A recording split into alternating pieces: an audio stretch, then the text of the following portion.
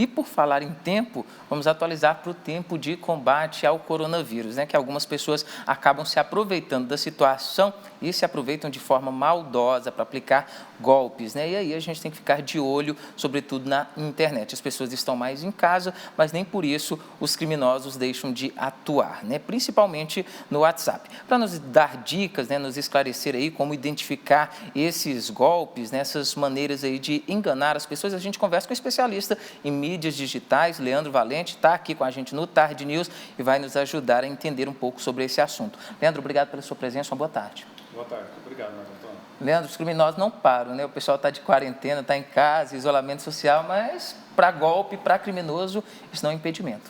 De jeito nenhum, e esse momento é muito propício, né? O WhatsApp é a plataforma de mensagem, né? O aplicativo de mensagem mais utilizado no mundo.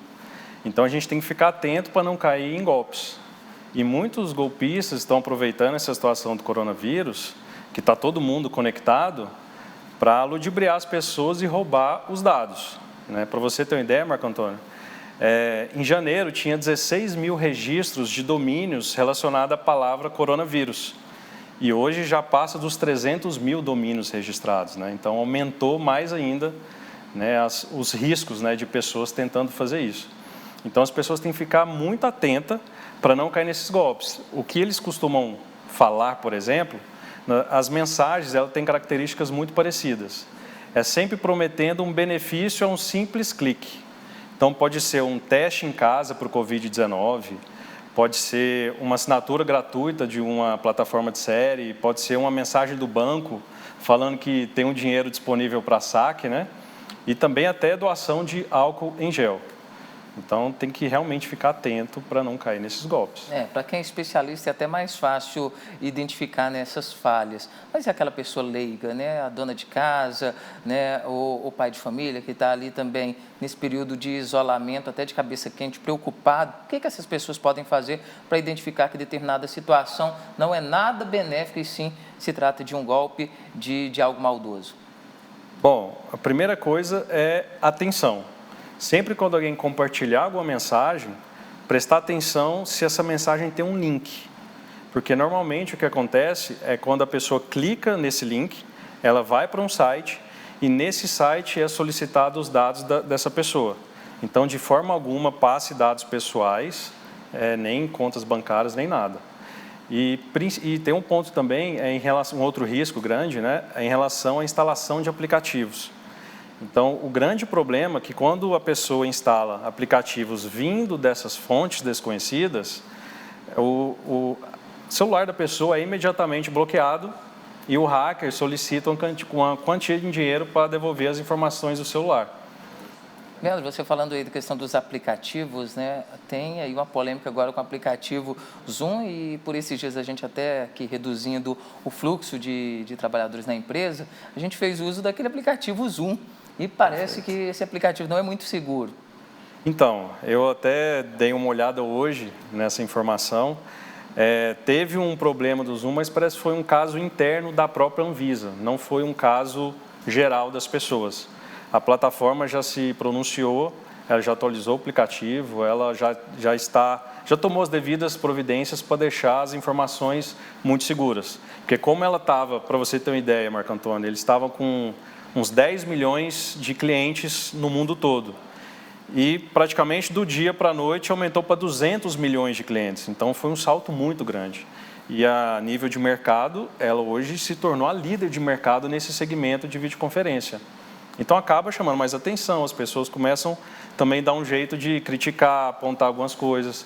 Mas de fato teve algum problema, mas segundo o que eles informaram já foi sanado. Então podem fazer suas conferências tranquilamente.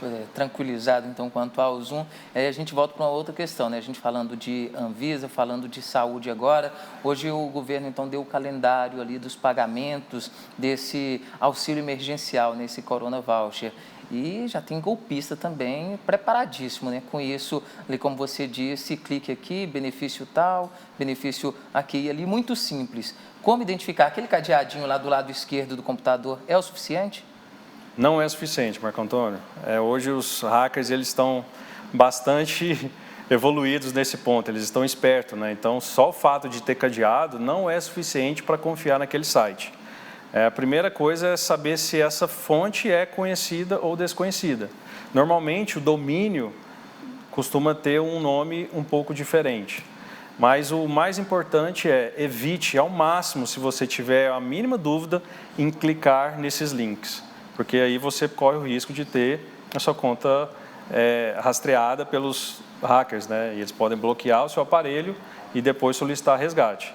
E eu tenho aqui, Marco Antônio, 4 dicas para as pessoas se policiarem, se atentarem para evitar de cair nesses golpes. Então passa para a gente essas dicas, Leandro. Então vamos lá. Dica número 1. Fiquem muito atentos aos erros de português. Parece simples, mas é impressionante a quantidade dessas mensagens. Você sempre acha algum erro de concordância, no plural, enfim.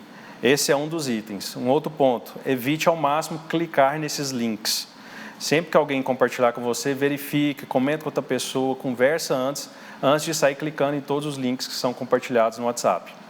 A terceira dica, evite passar seus dados pessoais ou bancários para as pessoas.